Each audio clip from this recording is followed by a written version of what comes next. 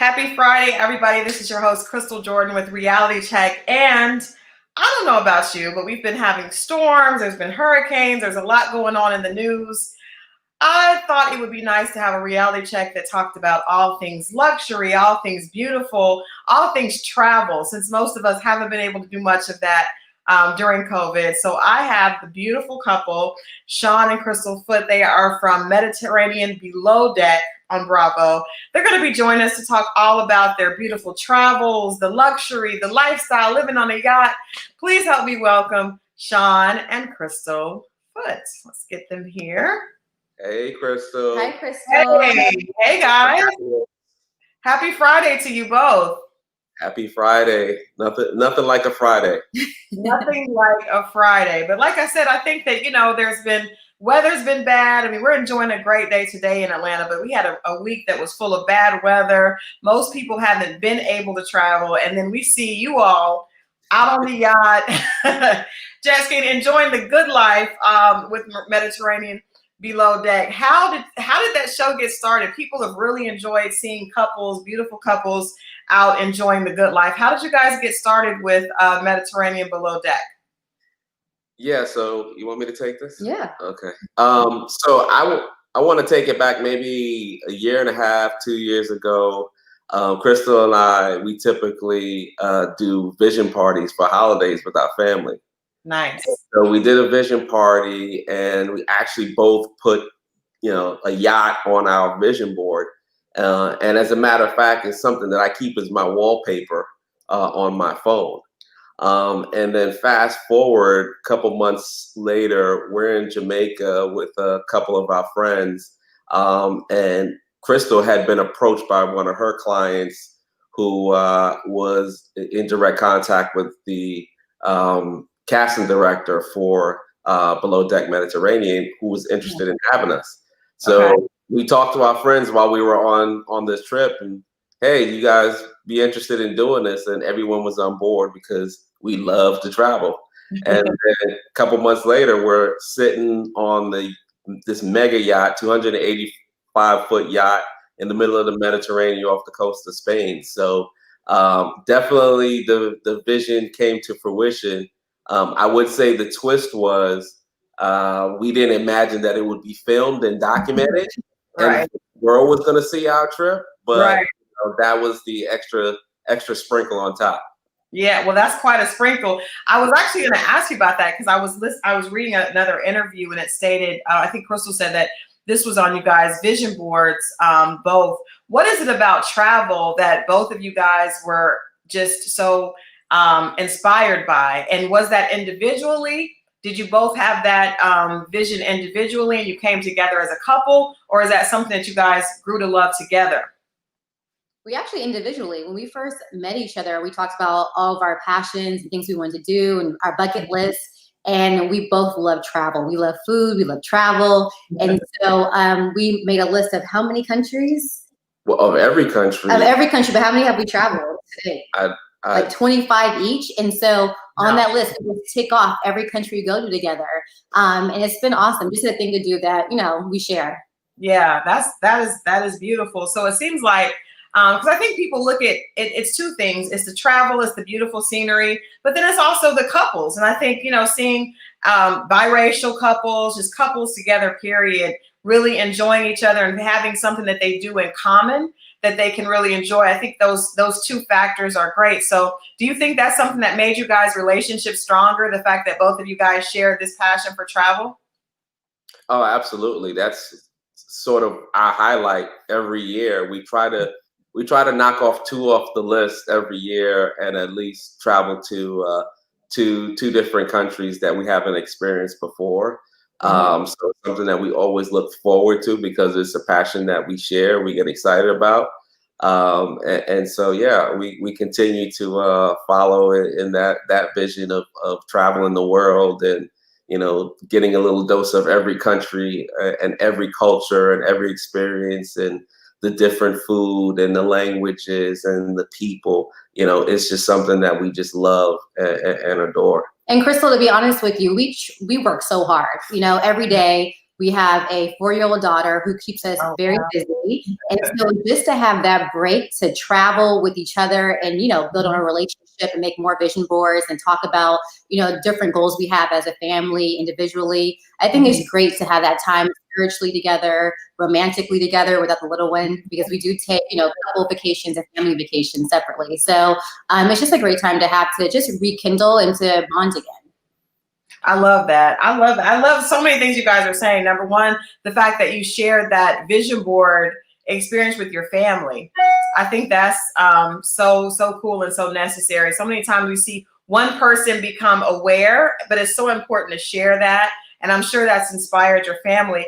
Also entrepreneurship, because so many people don't have the opportunity to travel because they're locked into a job. And not that that's a bad thing, but if some people may not want to be locked into their jobs. What can you guys say about entrepreneurship and really following your dreams so that you do have the flexibility to travel and kind of, you know, live life by your own rules?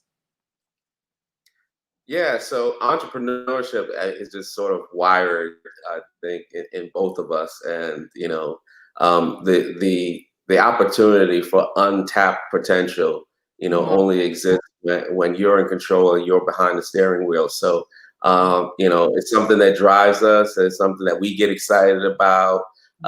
She's very business oriented and just like go, go, go, go. She's focused. And I'm the same way. And so we're always running 100 miles per hour. But we do it because, you know, it's almost not work, you know, because we love what we do. That's sort of the spirit of entrepreneurship. You're doing what you want to do under your terms. And so, you know, we just embrace it and love it. I don't think I can operate or function any other way. Yeah. Well, that was a tweetable moment. You said unlimited potential doesn't happen unless you're driving the steering wheel. I hope people pick that nugget up. That was good. That was really good.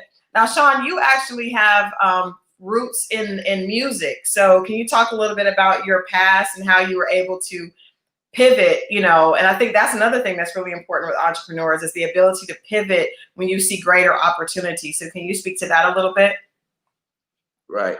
So, you know, when I was in high school, actually, you know, DJing, producing was something I did for fun, and it was a hobby. And actually, after I graduated from college, I went out and tried to get, you know, a job because I had my new, you know, degree, and you know, I had a bachelor's, and I'm like, okay, I spent all this money for college. They're gonna pay me some good money, and I got offered like $17,000 as my first job offer. And I said, no, nah, that's not going to work. So I just, as you mentioned earlier, pivoted and just went to what my passion and my hobby was, which was music. And so I had the opportunity. I was blessed to kind of, you know, take that career off and work with Bad Boy and a lot of the artists that came out of that label. I was a Grammy nominated producer. I had a Billboard #1, and you know, I was just blessed to work with folks like Mary J. Blige and Jennifer Lopez and Mace and all that good stuff. And to the point of pivoting, actually in 2000, when music sharing was sort of free, and you are a producer and your livelihood is based on the income from record sales, free 99 CDs don't work. Right, so, right. Hence the pivot part. So I moved from New York to Atlanta and leveraged my academic background and got into the corporate world in terms of corporate finance. And then I eventually landed an opportunity in wealth management, which for me put me in a situation where it kind of brought my life full circle, because now I got to marry my academic background with my creative background and was able to work with some of the people that I had worked with in the past, just in a different capacity. Nice. That's nice. Yeah, that's really cool. I didn't realize you had pivoted. That's a huge pivot. Yeah. If you guys are just tuning in, we are talking to the beautiful couple, Sean and Crystal Foote. They are some of the co-stars on Mediterranean Below Deck, which is on Bravo. Of course, the show showcases beautiful scenery, beautiful beaches. They're on a yacht. It's the lifestyle of the rich and famous. So take it back. I know, right? All of us wish we were out there doing that right now. But we're talking to Sean about his beginnings and his work in the music industry. And he's worked with some huge, you just named very casually named some of industry's biggest names. And the fact that you were able to pivot and still take that experience and those relationships into, you know, a new business, I think that is key. Can you give advice to anyone? I know that we're in Atlanta, and Atlanta is definitely a creative, creative soil here is so ripe, and there's so many creatives doing so many different things, from music to television to technology. Just there's so much going on here. Can you give advice to a young person that could be watching and wants to be able to really take their talent and their creativity and make that into their business, but they're having sometimes the creativity and the business don't always mesh well? Yes, I think that it takes a combination of you being resilient, Mm. because obstacles and adversities are sort of part of business. So Mhm. you have to you have to be built to shake that off. And then you have to be flexible, because change is always occurring. I mean, 2020 couldn't be a better example of dealing and adapting to change. And if you're not able to adapt, it makes it very, very difficult for you to evolve in whatever business that Mhm. you're focused on. And Right. so, if you have that mentality where you're flexible and you can adapt, and you're resilient, through any obstacles that you face, I think no matter what it is that you do, you just stay focused, and you'll achieve your goal. Nice. Crystal, I was reading an interview, and you mentioned that it was really important for you all, for the family to stay humble, even though you're, doing these very extravagant things that, like I said, it kind of seems like lifestyles of the rich and famous, to be out on a yacht, an exotic location. How do you stay grounded, even though you all have had a lot of success? You're obviously raising children in an environment where there's a lot of success. What do you guys do to stay grounded and stay humble amidst all of that? Yeah, so I mean, we know where we came from, humble beginnings. Sean and his family came here from Antigua, and my father, he came from a very rural area in Southern Virginia. So we know where we came from, and we also, just by our travels as well, sometimes we go to third world countries and we see how they live. So although we have a great time and go to the beach, this is reality for a lot of people that they can't enjoy that. So just being able to connect with people and to give back as well really keeps us grounded. Because at the end of the day, giving gratitude to God is amazing of where you are now, but that can all go away as well if you're not able to ground yourself and be humble during the process. So that's why it's so important to us to just always give back, to understand where we came from, and then to give gratitude. Yeah, Yeah, and absolutely. I would just say that our evolution process, it doesn't change us. Maybe the Mhm. people around us have changed, but to be quite Mhm. honest with you, if you look at below deck Mediterranean, the people that we were on that yacht with, you know, few of those people I've known for 30 plus years. And Yeah, let's talk about that South Side. How how is that? that's right. Did you That's guys right. see yourself, growing up and then having this type of success? Did you envision that when you guys were younger? Definitely not. I don't think any of us imagine, when you come, when your origins are from Southside Jamaica, Queens, there's not a lot of people that make it out and have a tremendous amount of success. Somehow or another, we were blessed and fortunate to do so.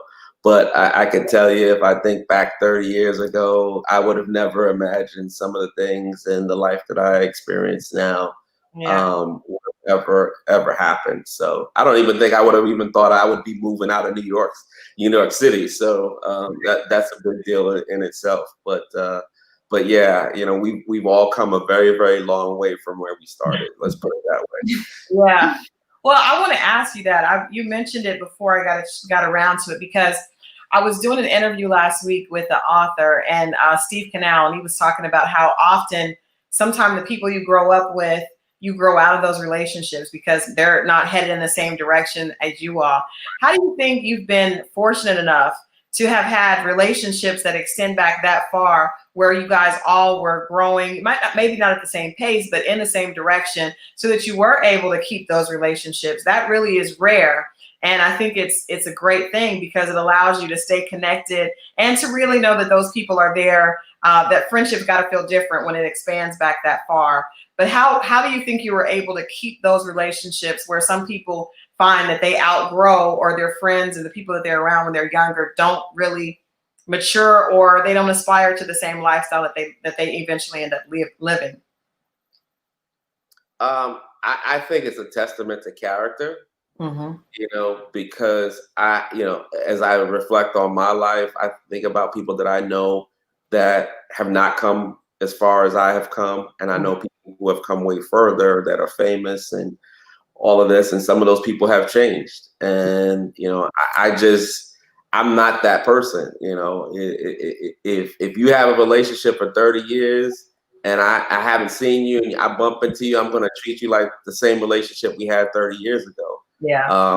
I just don't forget where I come from. And I think that people who do that, it's just a testament to poor character. So, and I know that, people evolve, and sometimes you can't be connected with some of the people that you were connected with before. And that's okay. That's okay. But I'm not going to treat you differently. Maybe I'll just keep my distance a little bit more. Right.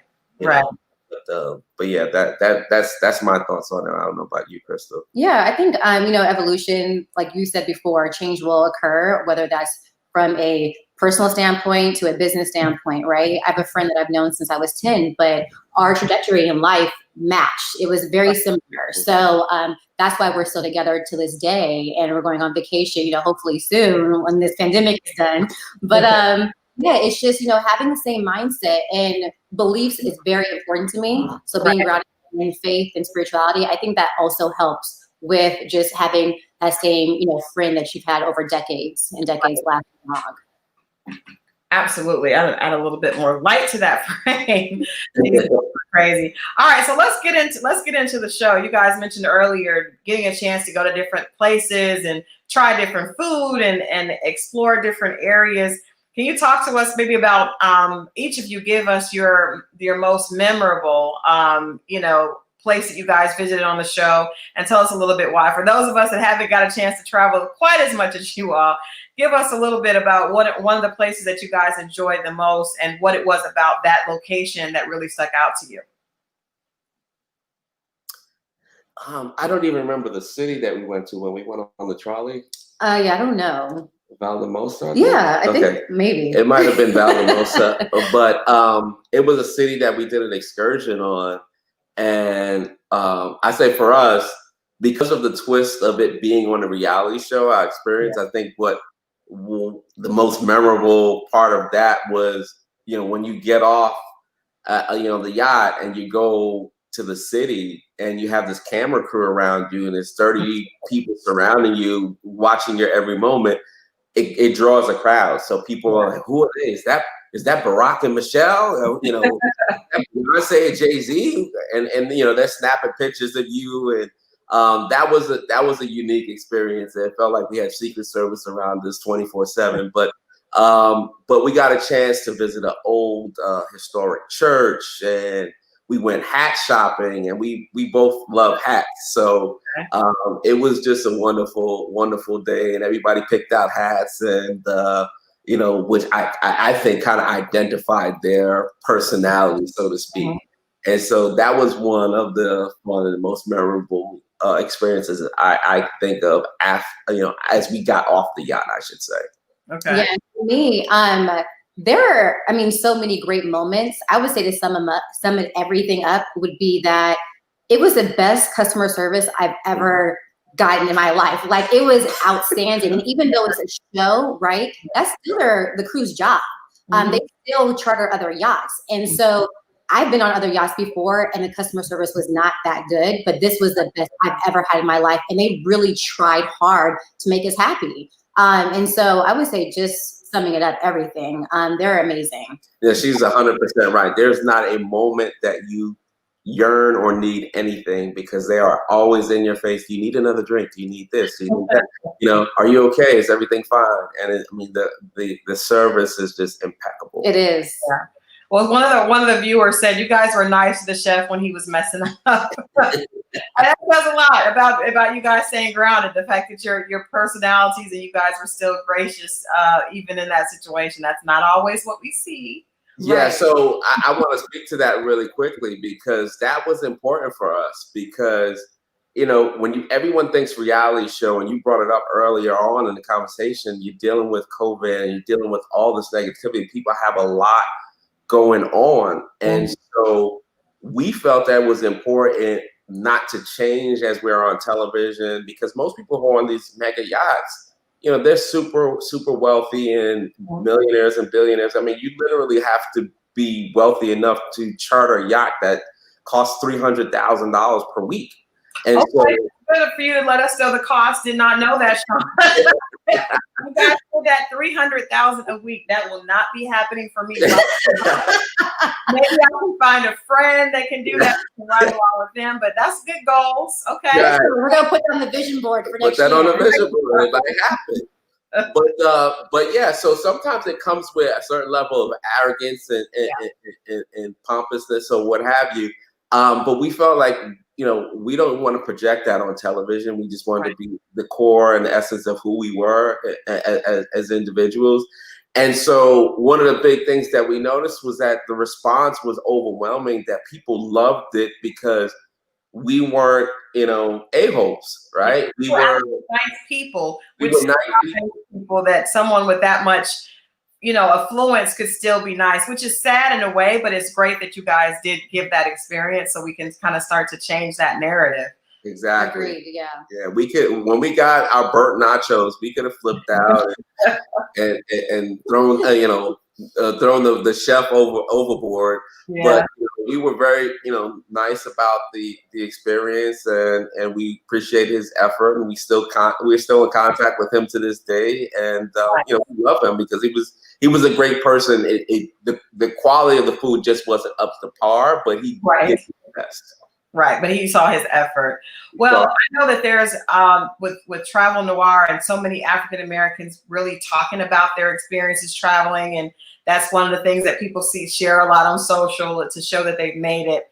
Aside from all the superficial things affiliated with travel, what is it about travel that you think people should? Why do you think people need to try to travel? Like from a very, like I said, not a superficial place, but just why do you think it's important for personal development for people to actually get a chance to experience places other than where they grew up or where their environment has been? Yeah, I think it broadens your view of the world. You get to learn about other cultures and how beautiful they are, and the people that are in that country, in that town, in that city, what they believe in, and it just makes you, I think, just more I would say optimistic about, if you want to work with someone, you're not so negative about it because, hey, I've actually, worked with that type of person, or I traveled and saw that country, and these are great people. Instead of being so negative out the gate, like, oh, I don't know, because I've never dealt with that person before, or, that capacity, I don't want to. So it just has people, I think traveling will really open your eyes to see the beauty of other cultures, of their food, and give appreciation to that, where, a lot of people who don't travel are sometimes closed-minded, unfortunately. And they have a very big way of thinking about other people. Some people who travel have the same thing sometimes, unfortunately. But I feel like if you really go out and travel the world with an open heart and open mind, that, these are great things that you can really discover. Yeah, I think that people, you tend to live in a bubble, and it happens just even here in the United States. If you live in New York City, you don't think there's anything outside of New York, and you start to travel in different states, and you understand that there's different types of culture and different types of music and different types of food everywhere you go. But it's also very humbling because sometimes, you can take yourself way too seriously, and you go somewhere and you see that someone doesn't have as much as you do. And, things that you take for granted on a day-to-day basis, becomes very, very evident for you really fast that you live in a world and a place that is filled with a lot of fortune. And it allows us to kind of reset that mindset every time we go away. And then you just learn a lot of different things. And we went to Australia one time, and we realized like people were looking at us and we were like, what's going on? And they weren't used to seeing African Americans, and they viewed African Americans in a very, very, very positive light.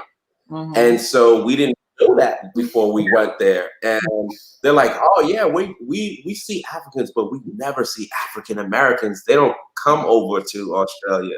Wow. So when we see you guys, it's like a rare anomaly, and it's like they're looking at you like, wow, that's gold. I have never seen it. And yeah, so those things you would never know or never be aware of if you don't experience it. Yeah. So, yeah. That's interesting. Well, what is your absolute favorite destination as of today? We know you guys have more traveling to do once the world opens back up. But I'm gonna ask you first, Crystal, what's your favorite place so far? Favorite destination that you've been and why? And then Sean, the same question.